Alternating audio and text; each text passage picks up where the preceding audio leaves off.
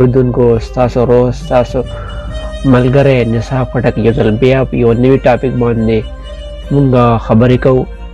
جی تاسو څنګه چې ګورئ چې پرون غونډه ورځ بجلي نه وه، آیا زموږ په دې ملک کې بجلي نشته یا څه ټیکنیکل وجوهاتو نه بجلي شته په دې ملک کې، نه چې ګیس شته دی، نه پټرول شته دی، نه اوړه شته دی، یو بله مهنګایي ده. آیا عوام چېرته لاړ شي، چاته فریاد وکړي؟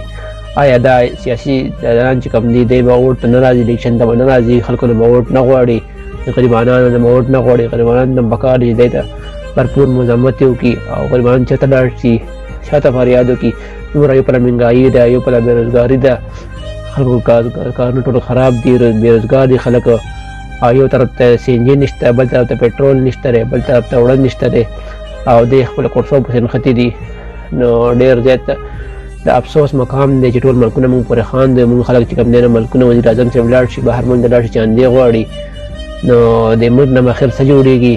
اخر څه کول پکار دي؟ عوام ته پکار دي چې د متحد شي، یو اتفاق وکړي، یو اتحاد وکړي، او دې سیاستدانانو خو چې کوم دی غریب ته هېڅ ورنه کړل، ورځ پر ورځ مالداره کېږي او غریب ورځ پر ورځ باندې چې کوم دی نو غورځېږي په لاندې ښکته باندې روان دی.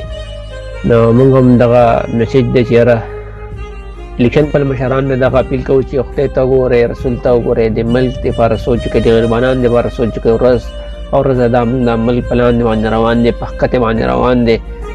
نو موږ هم دغه ریکویسټ دی بار بار دغه عوام هم دغه ریکویسټ دی چې عوام مو مجبوروئ او د ملک دپاره څه سوچ وکړئ، څه فکر وکړئ، غریب دپاره څه سوچ څه فکر وکړئ، د ارزاني راولئ. او دغه پرېږدی چې عمران خان زنده باد، نواز شریف زنده باد، او دغه زنده باد، او زما حکومت ته راشي، بل زما حکومت ته راشي. نو ډېره مننه او انشاءالله موږ به بیا یو نوي ویډیو سره تاسو سره حاضرېږو. او که دا ویډیو مو خوښه شوي نو خپل ملګرو سره ضرور شیر کړئ او زموږ یوټیوب چینل هم ځان سره سبسکرایب کړئ. السلام علیکم.